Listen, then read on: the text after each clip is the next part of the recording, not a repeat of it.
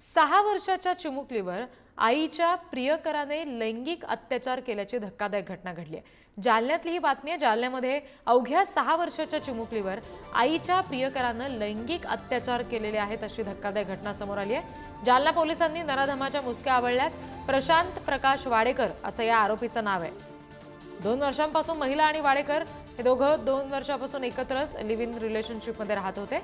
प्रशांत वाडेकर यानं त्याची प्रेयसी असलेली महिला घरी नसताना 6 वर्षीय मुलीवर आधी अनैसर्गिक कृत्य केलं आणि त्यानंतर तिच्यावर लैंगिक अत्याचार केला।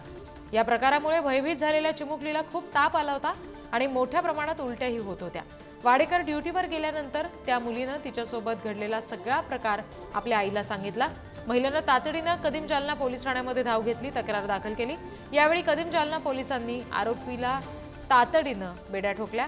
प्रशांत वाडेकर असं या नराधमाचं नाव आहे। आणखी तपशील घेऊया प्रतिनिधी गौरव साळी यांच्याकडून। गौरव, या सगळ्या संदर्भात आता पुढे नेमकं काय झालंय? पोलिसांनी कशी दखल घेतली आहे? काय नेमकी शिक्षा सुनावली? अगदी खरं तिथे आपण जर पाहायला गेलं तर अतिशय धक्कादायक घटना ही जालन्यात घडलेली आहे। आईच्या प्रियकराने अवघ्या 6 वर्षांच्या चिमुकलीवर अनैसर्गिक कृत्य करून तिच्यावर अत्याचार केल्याची धक्कादायक घटना जी आहे ती समोर आलेली आहे। आपण जर पाहायला गेलं तर या प्रकरणामध्ये आता कदीम जालना पोलिसांनी सदरील नराधमाच्या मुसक्या आवळलेल्या आहेत आणि अत्यंत संतापजनक ही घटना जी आहे ती जालना शहरात घडलेली आहे।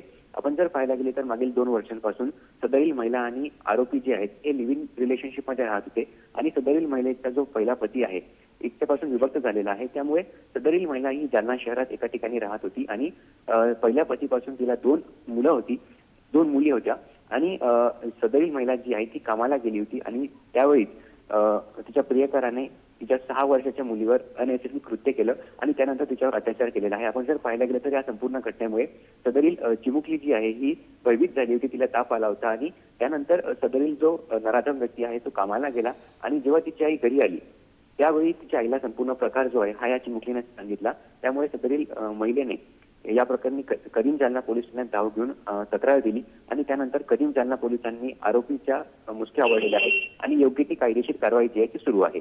दरम्यान या घटनेमुळे जालन्यात एकच खळबळ उडालेली आहे। जी, धन्यवाद दिलेल्या तपशिलांसाठी।